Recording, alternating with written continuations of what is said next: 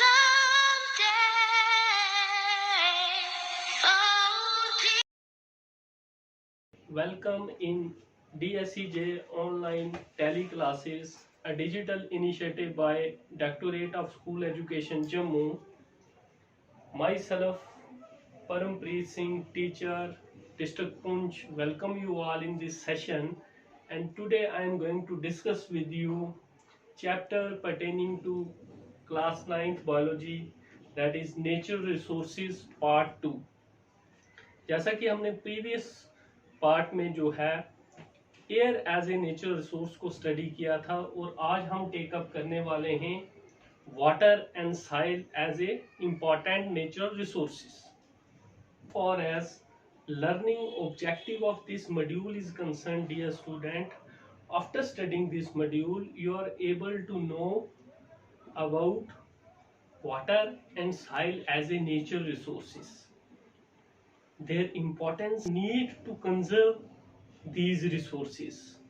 और उसके बाद हम जो है साइमल्टेनियसली जो है वाटर और साइल पोल्यूशंस को भी स्टडी करने वाले हैं, उनके कॉजेज, इफेक्ट्स और फ्यूचर प्रोस्पेक्ट्स को भी हम जो है टेकअप करने वाले हैं. बड़ा ही इंटरेस्टिंग सेशन रहेगा. It is the need of the hour, because जैसे हमने देखा कि we are directly depend on these resource, these इन्हीं रिसोर्सेज पे जो है हमारी लाइफ जो है सस्टेन है on this earth. So stay focused, dear student. Water a wonder liquid. जैसे कि हम जानते हैं कि our planet is commonly called as blue planet. हमारे अर्थ को blue planet कहा जाता है because 75% of its surface is covered by water. However, this amount of water is not suitable for drinking. About 97% of this water is saline water, salt water, and only 2.5% of this water is fresh water. However, this 2.5% में भी जो है कुछ जो है frigid है in the poles, north poles and south poles, और जो है कुछ ही limited amount of जो है fresh water हमारे लिए जो है available रहता है. Some amount of water is also present in the atmosphere. जैसे हमने स्टडी किया था कि atmosphere is a gases involved, तो उसमें भी कुछ जो है amount of water रहता है in the form of vapors, और कुछ amount of water जो है underground, under the earth रहता है, जिसको ground water बोलते हैं. तो this is the brief introduction of water. Then how this water is regulated, कैसे ये वाटर जो है वाटर टेबल जो है रेगुलेट होता है. This is through my dear student water cycle. A water cycle operate in nature that maintain a balance of water. क्या है ये वाटर साइकिल? जैसे कि अभी हमने स्टडी किया कि 75% of earth is occupied by water. अब होता क्या है dear student, there is process called as evaporations. Evaporation होती है जब सन रेज जो हैं, इंसुलेटेड सन रेज जो हैं जमीन पे रिफ्लेक्ट होती हैं, तो इवेपोरेशन होती है. That is the conversion of liquid into vapours. और आप 80% जो है इवेपोरेशन जो है कंट्रीब्यूट कौन करता है? ओशंस. ओशन से होती है इवेपोरेशंस. होएवर जो है लैंड से भी इवेपोरेशंस होती है. उसके बाद जो है प्लांट्स जो है फ्लोरा, वो भी जो है इवेपोरेट करते हैं excess water in the formation process से. जो है वो क्या करते हैं, एक्सेस वाटर को रिलीज करते हैं into the atmosphere in the form of vapours. तो इस तरह से जो है लिक्विड जब कन्वर्ट होता है into vapours by heating effect of sun, this is called as evaporation. अब ये वेपर्स जब एटमॉस्फेयर में जाते हैं, एटमॉस्फेरिक लेयर में जाते हैं, मेनली इन द ट्रोपोस्फेयर, तो ट्रोपोस्फेयर्स में क्या होता है डियर स्टूडेंट, ये वाटर वेपर्स जो हैं कूल डाउन होते हैं और ये आपस में कंबाइन होते हैं और टिनी ड्रॉपलेट्स ऑफ वाटर बनते हैं जो फ्लोट करते हैं into the atmosphere. This leads to the formation of clouds. Clouds आप देखते हो तो क्लाउड्स फॉर्मेशन ऐसे होती है डियर स्टूडेंट कि वेपर्स की फॉर्म में जब वेपर्स जो है एटमॉस्फेयर में जो है कंबाइन होते हैं, टिनी ड्रॉपलेट्स ऑफ वाटर बनते हैं और वो फ्लोट करते हैं इन द एटमॉस्फेयर, जिनको क्या बोलते हैं हम, क्लाउड्स। और जब ये क्लाउड्स क्या करते हैं, अंडरगो कंडेंसेशन, कूल डाउन होते हैं और ये वाटर ड्रॉपलेट्स जो है प्रेसिपिटेशंस की फॉर्म में, mainly in the form of rains जो है बैक टू द अर्थ आते हैं। और इस तरह से जो है एक रेगुलेशन होती है वाटर की through the water cycle, that is movement of water from land to the atmosphere and back to the land. So this is called as water cycle. Two important processes इसमें देखे हमने, evaporation as well as condensation. So these two processes play a very important role in water cycle, that is the regulation of water. तो hope आपको ये clear हुआ होगा. Then the importance of water. Water is very essential for the survival of humans on this earth, my dear student.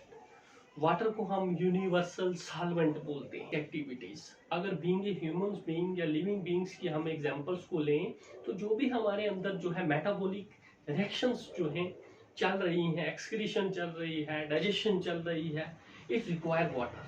So water is very important. Whereas on the other hand the plants, the flora use this water for the food making process, that is photosynthesis में जो है plants जो है water को take up करके जो है अपना खाना जो है तैयार करते हैं by the process of photosynthesis. अब ये तो हुआ importance of water in relation to living.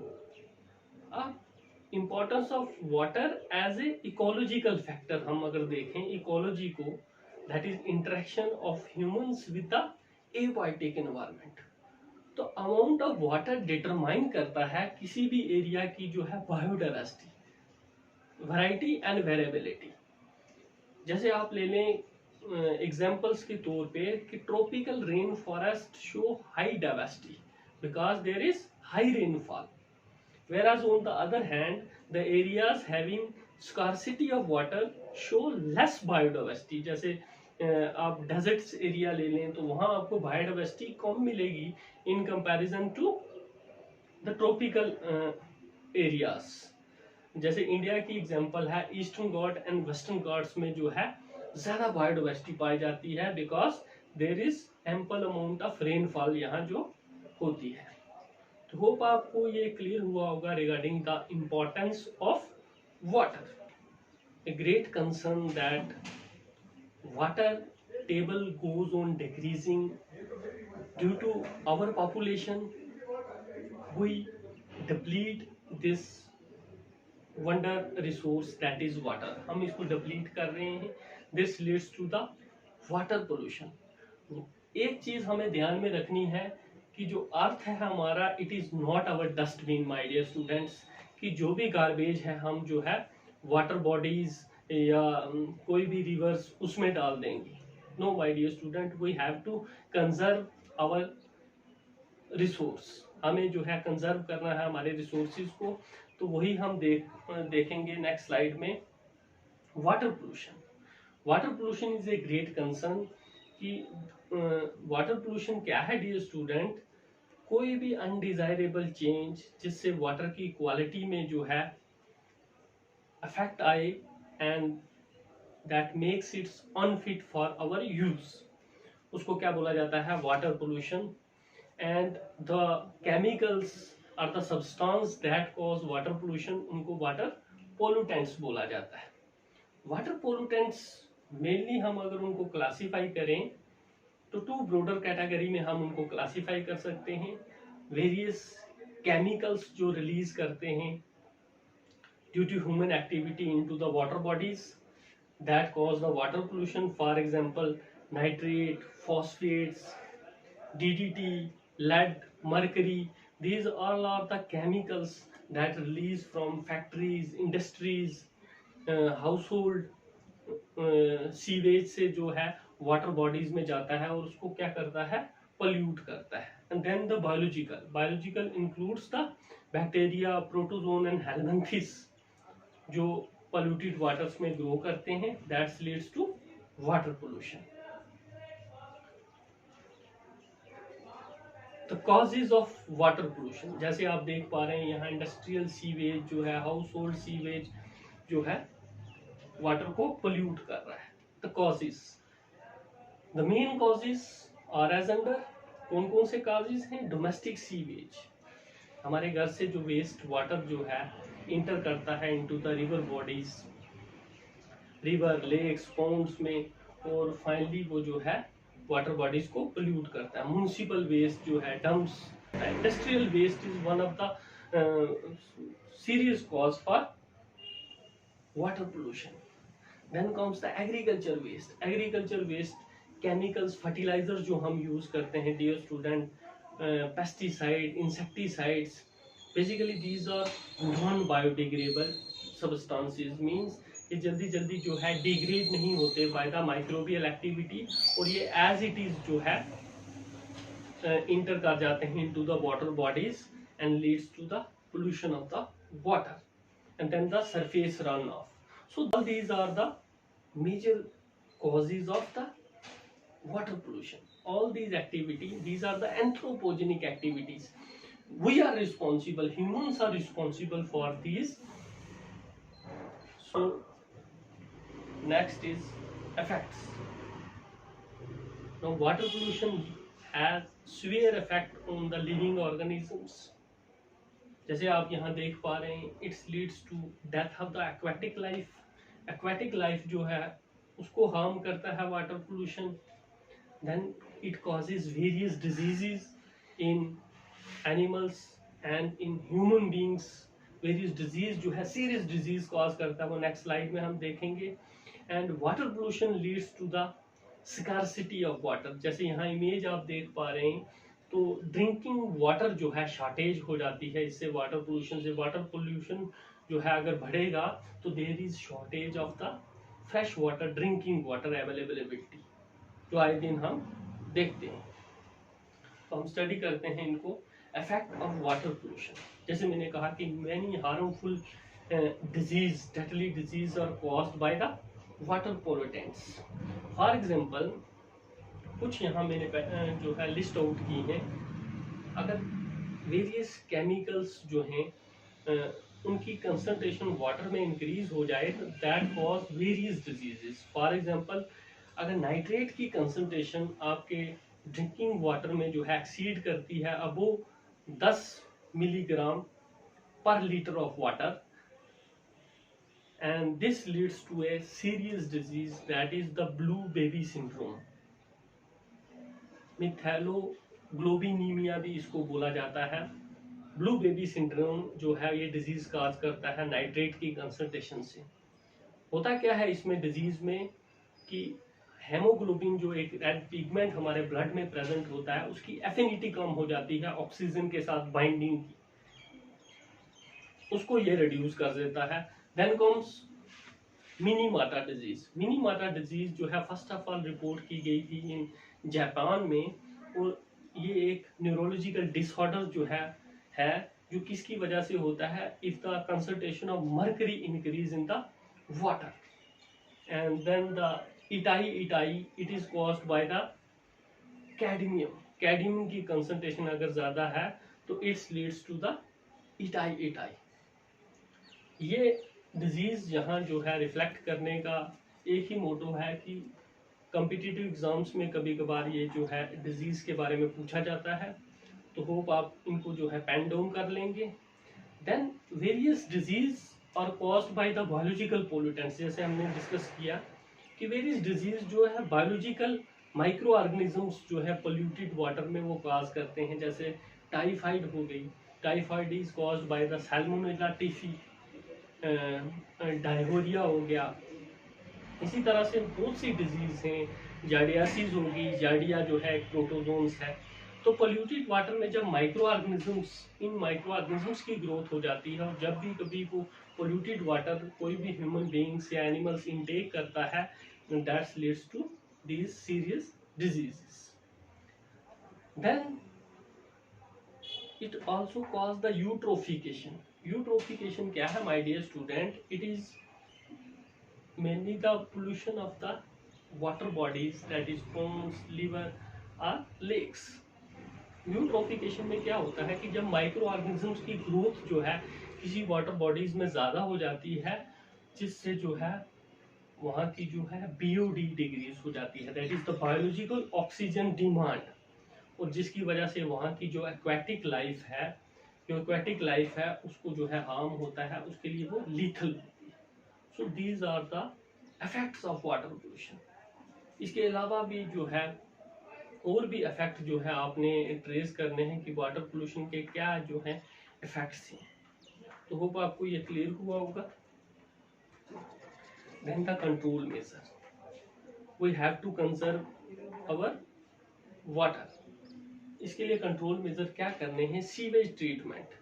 जो सीवेज जो है अनवांटेड वेस्ट जो है लिक्विड हमारे घर से जो है जाता है, तो उसकी ट्रीटमेंट की जाए, उसको ट्रीट किया जाए before entering into the water bodies, जिससे जो है वाटर पोल्यूशन जो है मिनिमाइज हो सकता है। ऑक्सीडेशन पोन्स जो हैं कई जगह जो है यूज की जाती हैं, कंस्ट्रक्ट की जाती हैं to curb the water pollution, जिसमें जो है ग्रोथ करवाई जाती है माइक्रो ऑर्गेनिज्म की, जिससे वो जो है डिग्रेडेबल सब्सटेंस को जो है डिग्रेड कर देते हैं। तो पोल्यूटेंट्स विच आर डिग्रेडेबल, उनको डिग्रेड किया जाता है, फिर सेडिमेंटेशन की जाती है, उसके बाद जो है उसको फिल्टर किया जाता है। And last but not the least, we have to reuse the water, reduce and recycle. जितना पॉसिबल हो सके हमें उसको जो है रीयूज करना है, रिड्यूस कम से कम जो है यूज करना है, और रिसाइकल करना है, और वाटर जो है हार्वेस्टिंग भी करनी है। रेन वाटर को जो है हमने जो है कंजर्व करना है, जिससे जो है हम इस अपने नेचुरल रिसोर्स को जो है कंजर्व कर सकते हैं। तो होप आपको ये वाटर एज ए रिसोर्स जो है क्लियर हुआ होगा, जिसमें हमने वाटर की इम्पोर्टेंस को डिस्कस किया, water pollution as a threat जो है उसको देखा, उसके कॉजेज देखे, और उसके इफेक्ट्स देखे, और कंट्रोल मेजर देखे। Student, this is the need of the hour. Future challenges क्या रहेंगे अगर हम अपने वाटर रिसोर्स को कंजर्व नहीं करेंगे? वेरियस सोर्सेज ऑफ वाटर जो पॉन्ड, लेक्स, रिवर्स, ओशंस हैं, अगर हम इनको कंजर्व नहीं करेंगे तो हमारे लिए जो फ्यूचर चैलेंजेस क्या रहेंगे? कि जैसे यहाँ एक क्वोटेशन जो है बड़ी वैल्यूएबल क्वोटेशन है कि इससे आप जो है फ्यूचर कंसर्न देख सकते हैं कि we have to conserve and save water. Then comes the soil. Soil, my dear student, it is one of the important natural resources on this earth, and soil literally means is derived from Greek word solum. It is the uppermost layer of the crust.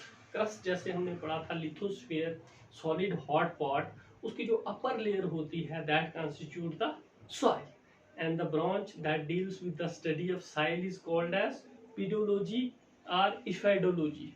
एडाफिक factor के under आती है, इसलिए edaphology भी बोलते हैं इसको, और pedology भी बोला जाता है। Then the soil formation, that how soil is formed. This is very important topic my dear student, कि सॉइल फॉर्मेशन होती कैसे? Soil is formed by the process of weathering. Weathering क्या है dear student? Weathering is the disintegration और degradation of the rocks. जब weathering, disintegration और degradation होती है रॉक्स की, that leads to the formation of soil, and 3 major processes that leads to the degradation of the rocks. कौन कौन से processes हैं? That is the physical weathering, chemical weathering and the biological weathering. Physical weathering क्या है dear student? Physical weathering क्या है कि जब डिसइंटीग्रेशन होती है किसी भी रॉक्स की by the action of physical agents, जैसे rivers flowing of river waters आप देखते हैं कि रिवर्स जब फ्लो करती हैं तो वो जो है रॉक्स को डिसइंटीग्रेट करती हैं, और वो leads to the formation of soil बनती है, और जब वो लैंड एरिया में पहुंचती हैं और डेल्टा बनाती हैं, और जो है डिपॉजिट करती हैं soil into the fertile lands. के अलावा जो है विंड भी जो है leads to the formation of soil. The chemical weathering, chemical weathering क्या है डियर स्टूडेंट? और रिडक्शन रिएक्शंस होती हैं जिसकी वजह से रॉक्स जो हैं, टेम्परेचर जो लो होता है तो वाटर जो है रॉक्स के क्रैक्स में वो क्या करता है, एक्सपैंड कर फ्रीज हो जाता है और वो एक्सपैंड करता है, जिसकी वजह से वो रॉक्स जो है ब्रेक होती है. That leads to the formation of the soil. And then comes the biological weathering. Biological weathering is the degradation of the rocks by the biological agents. जैसे आप burrowing animals को ले लें, rodents को ले लें, disintegration of the rocks जिससे soil formation होती है. And one of the typical examples pertaining to plants, lichens. Lichens जो हमने previous chapter में पढ़ा था कि association होती है between algae and fungi. वो फर्स्ट पायनियर होते हैं. किसी भी बेयर रॉक्स में जो पहली वेजिटेशन आपको नजर आएगी दैट इज लाइकन्स, और वो कुछ केमिकल जो है रिलीज करते हैं जिसकी वजह से वो रॉक्स जो है डिसइंटीग्रेट होती है, और लाइकन्स के बाद वहाँ जो है हर्ब स्टेज आती है, फिर श्रब स्टेज आती है और फिर ट्री स्टेज आती है. So these are the processes through which soil is formed. Hope आपको साइल फॉर्मेशन क्लियर हुआ होगा. Then the composition of the soil. अब साइल की कंपोजिशन क्या है? साइल बेसिकली क्या है? It is a mixture of rock particle. जैसे मैंने कहा कि डिसइंटीग्रेशन होती है रॉक्स की, तो साइल जो है मिक्सचर है जिसमें आपको जो है डिकम्पोज्ड जो है प्लांट पार्ट्स भी मिलेंगे, मिनरल्स भी मिलेंगे, एयर भी मिलेगी और वाटर भी मिलेगा. It is a mixture. And जैसे मैंने कहा कि the amount of soil, the quality of soil जो है डिटरमाइन करेगी बायोडाइवर्सिटी इन दैट एरिया. जिस एरिया में जो है फर्टाइल साइल होगी वहाँ जो है बायोडाइवर्सिटी ज़्यादा होगी, और जहाँ जो है फर्टाइल साइल नहीं होगी वहाँ बायोडाइवर्सिटी जो है लेस होगी. कंपोजिशन की बात करें, मिनरल एलिमेंट्स, मिनरल मैटर्स जो होते हैं साइल्स में, उनको हम अगर क्लासीफाई करें, इसके लिए एक एक्टिविटी, आप 3 सैंपल कलेक्ट करने हैं. फॉर एग्जांपल एक सॉइल का सैंपल आप जो है एग्रीकल्चर फील्ड से लेंगे, एक जो है आप प्लेग्राउंड से लेंगे, और एक जो है रोड साइड से लेंगे. अगर इन तीनों सैंपल्स को अगर आप ऑब्जर्व करोगे या टच करोगे जब, तो आपको डिफरेंसेस नजर आएंगे. जो आपको रोड साइड वाला सैंपल है वो थोड़ा जो है कोर्स लगेगा, रफ सा लगेगा in comparison to the ground sample as well as the agriculture field sample. तो एग्रीकल्चर फील्ड वाली जो साइल है आपको थोड़ी सी वेट लगेगी, उसमें जो है ह्यूमस ज्यादा होगा, उसमें प्लांट्स जो हैं पार्ट्स जो हैं ज्यादा आपको मिलेंगे. तो मिनरल मैटर्स की अगर हम बात करें तो जो साइल में मिनरल मैटर्स होते हैं उनको जो है ब्रॉडली क्लासिफाई किया गया है. Course gravel. ग्रेवल क्या है? ग्रेवल स्मॉल स्टोन्स कह सकते हैं आप, छोटे जो है स्मॉल स्टोन्स. कभी आप अगर ऑब्जर्व किया हो अपने, जब बारिश होती है तो जब आप लैंड को देखते हो, साइल को देखते हो, तो वहाँ आपको छोटे छोटे जो हैं स्टोन नजर आते हैं, क्योंकि साइल जो है डंप हो जाती है नीचे वाटर, रेन वाटर से, और आपको वो कभी ऑब्जर्व हुए होंगे, नहीं तो आपने ये ऑब्जर्व करना है. तो कोर्स ग्रेवल का साइज क्या होता है dear student? 5 millimetre. Then the fine gravel having size of 2.0 millimetre. उससे कम होगा तो सिल्ट, उससे कम होगा तो क्ले. तो क्ले और लोमी साइल जो है उसमें जो है क्ले और सिल्ट की मात्रा जो है डेजर्ट में पाई जाती है, उसमें जो है फाइन और कोर्स ग्रेवल की कंसंट्रेशन जो है ज्यादा होती है. Then the organic matter. जैसे ऑर्गेनिक मैटर भी साइल में प्रेजेंट होता है. ऑर्गेनिक मैटर में मेनली जो है ह्यूमस प्रेजेंट होता है. ह्यूमस क्या होता है डियर स्टूडेंट? जैसे प्लांट के कुछ पार्ट्स जो हैं, लीव्स जो हैं, जब गिरते हैं नीचे तो उनको माइक्रो ऑर्गेनिज्म जो है डिग्रेड करते हैं, जिसकी वजह से जो है ह्यूमस तैयार होता है. ह्यूमस जो है साइल्स को क्या करता है? फर्टिलिटी प्रोवाइड करता है. जो साइल जो है ह्यूमस रिच होगी वो फर्टाइल साइल होगी, और उसकी वाटर होल्डिंग कैपेसिटी जो है ज्यादा होगी, वो ज्यादा वाटर जो है होल्ड करके रखेगी. इसके अलावा ज्यादा जैसे हमने देखा कि इसमें जो है सॉइल में वाटर भी अवेलेबल होता है, हाइग्रोस्कोपिक वाटर, कैपिलरी वाटर जो है अवेलेबल होता है for the plants. And air भी जो है, एरिएशंस भी होती हैं, स्मॉल गैप्स भी होते हैं साइल्स में जिसमें एयर प्रेजेंट होती है. तो होप आपको ये भी क्लियर हुआ होगा composition of soil. Then the soil pollution. Soil pollution क्या है? एडिशन ऑफ हार्मफुल जो सब्सटेंस हम ऐड करते हैं into the soil that leads to the depletion of the soil, उसको साइल पोल्यूशन बोला जाता है। जैसे कि हम एग्रीकल्चर में आज दिन देख रहे हैं कि extensive use of fertiliser, chemical fertiliser use कर रहे हैं और कहीं ना कहीं ये जो है साइल की फर्टिलिटी को डिप्लीट कर रहे हैं। तो one of the effect of soil pollution is soil erosion. Soil erosion क्या है dear student? It is the removal of top soil, जो रिमूवल हो रहा है टॉप साइल लेयर का from one place to another by agents. Water की मदद से भी हो रहा है, विंड की मदद से भी हो रहा है। This is called as the soil erosion. Other factor that leads to soil erosion is deforestation. Deforestation is one of the major causes for soil erosion. जब हम डिफॉरेस्टेशन करते हैं तो साइल जो है इजिली इरोडेड हो जाती है bye the action of water and winds. बजाय इसके जहां प्लांटेशन होगी वहां जो है साइल को जो है रूट्स, प्लांट्स की रूट्स जो है होल्ड करके रखेंगी, वहां साइल इरोजन जो है कम होगा। जैसे आप यहाँ देख रहे हैं कि साइल इरोजन की जो है इमेजेस नजर आ रही हैं। That is the removal of soil by action of water, wind और by any other agents. Then the soil conservation. Now it is our duty to conserve these natural resources. अब conservation क्या है dear student? Prevention from wastage of natural resources. हमने इसको prevent करना है। And in concern to soil erosion हमने क्या करना है? उसको वाटर और विंड के एक्शन से बचाना है। और कैसे हम साइल को कंजर्व कर सकते हैं? कैसे कंजर्व कर सकते हैं? These are the following measures. Terrace और कंटूर फार्मिंग हम कर सकते हैं, क्योंकि हमने देखा है कि जो स्लोपी एरियाज होते हैं वहां जो है साइल इरोजन ज्यादा होता है in comparison to plain area.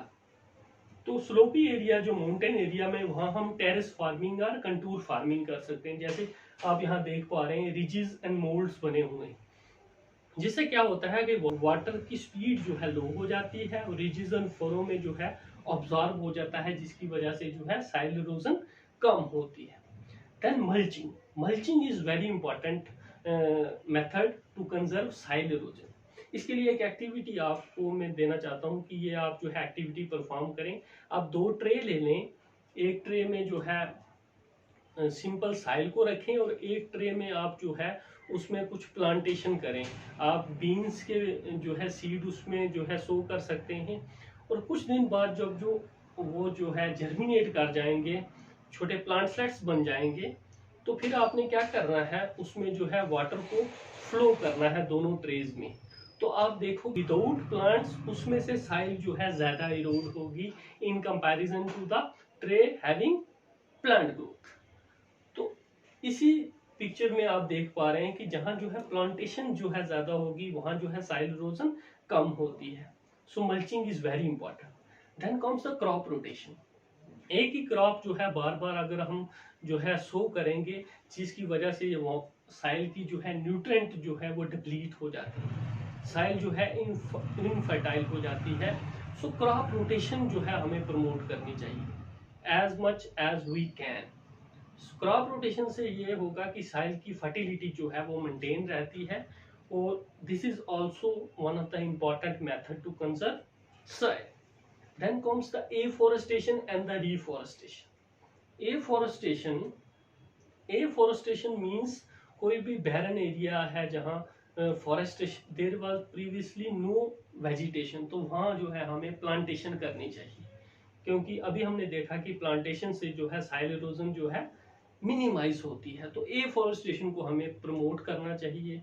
Then the reforestation, जहां जो पहले वेजिटेशन डिस्ट्रॉय हो गई है ड्यू टू फॉरेस्ट फायर या किसी वजह से फ्लड्स की वजह से, तो वहां हमें रिफॉरेस्टेशन करनी है, हमें प्लांटेशन करनी है, क्योंकि the more the plantation the less will be the soil erosion.